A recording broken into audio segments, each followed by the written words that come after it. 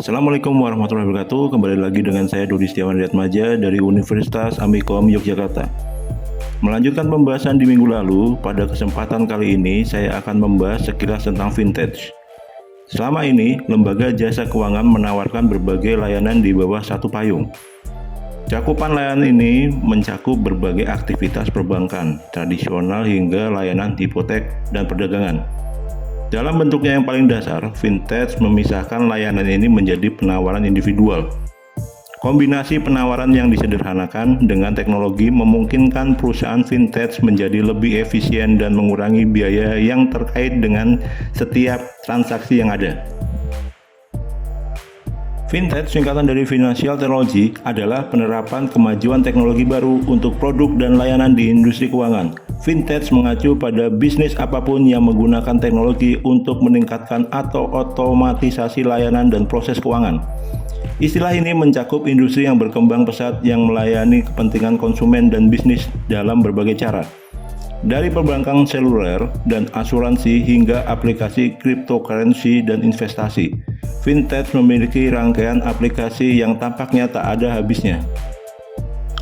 Contoh dan penggunaan vintage. Yang pertama, crowdfunding atau penggalangan dana. Dengan adanya teknologi ini, masyarakat dapat menggalang dana atau berdonasi untuk suatu inisiatif program sosial yang mereka pedulikan. Salah satu contohnya adalah penggalangan dana untuk membangun pesawat R80 yang didesain oleh B.J. Habibie. Contoh startup vintage adalah kitabisa.com. Yang kedua, perbankan. Mobile banking adalah bagian besar dari industri vintage. Di dunia keuangan pribadi, konsumen semakin menuntut akses digital yang mudah ke rekening bank mereka, terutama di perangkat seluler. Sebagian besar bank sekarang menawarkan beberapa jenis fitur mobile banking, terutama dengan munculnya bank digital pertama atau neobanks. Neobanks pada dasarnya adalah bank tanpa lokasi cabang fisik, melayani pelanggan dengan pemeriksaan, tabungan, layanan pembayaran, dan pinjaman pada infrastruktur seluler dan digital sepenuhnya. Beberapa contoh neobank adalah Chime, Simple, dan Faro. Ketiga, cryptocurrency dan blockchain. Berjalan sejajar dengan vintage adalah kelahiran cryptocurrency dan blockchain. Blockchain adalah teknologi yang memungkinkan penambangan dan pasar cryptocurrency ada. Sementara kemajuan dalam teknologi cryptocurrency dapat dikaitkan dengan blockchain dan vintage. Meskipun blockchain dan cryptocurrency adalah teknologi unik yang dapat dianggap di luar ranah vintage. Secara teori, keduanya diperlukan untuk membuat aplikasi praktis yang memajukan vintage. Beberapa perusahaan blockchain yang penting untuk diketahui adalah Gemini, Spring Labs, dan Circle. Sementara contoh perusahaan yang berfokus pada cryptocurrency termasuk Coinbase dan Salt. Yang keempat, investasi dan tabungan. Vintage telah menyebabkan ledakan jumlah aplikasi investasi dan tabungan dalam beberapa tahun terakhir. Lebih dari sebelumnya, hambatan untuk berinvestasi dirobohkan oleh perusahaan seperti Robinhood, Stance, dan Accord. Meskipun perdebatan aplikasi ini berbeda, masing-masing menggunakan kombinasi tabungan dan metode investasi dolar secara otomatis, seperti setoran pembuatan instan dan pembelian untuk memperkenalkan konsumen pasar. Kelima, machine learning dan trading. Mampu memprediksi kemana arah pasar adalah modal utama keuangan dengan miliaran dolar yang akan dihasilkan. Tidak mengherankan bahwa machine learning telah memainkan peran yang semakin penting dalam vintage.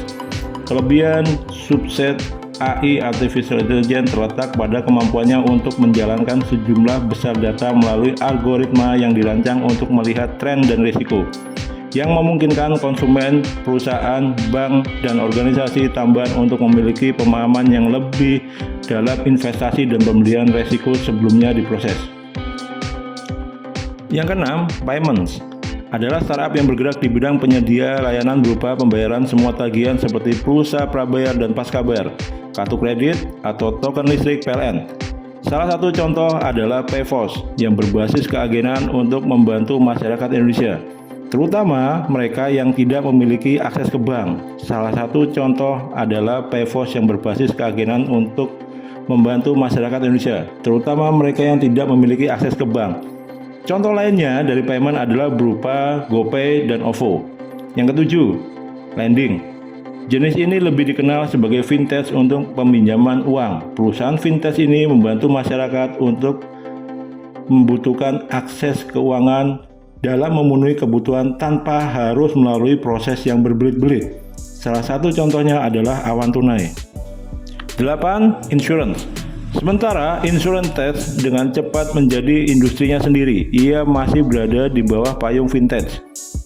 Asuransi adalah mengadopsi teknologi yang agak lambat, dan banyak startup fintech bermitra dengan perusahaan asuransi tradisional untuk membantu mengoptimasikan proses dan memperluas cakupan. Dari asuransi mobil seluler hingga produk yang dapat dikenakan untuk asuransi kesehatan. Industri ini menatap banyak inovasi. Beberapa perusahaan asuransi yang harus diperhatikan termasuk Oscar Health, Root Insurance, dan Police Genius.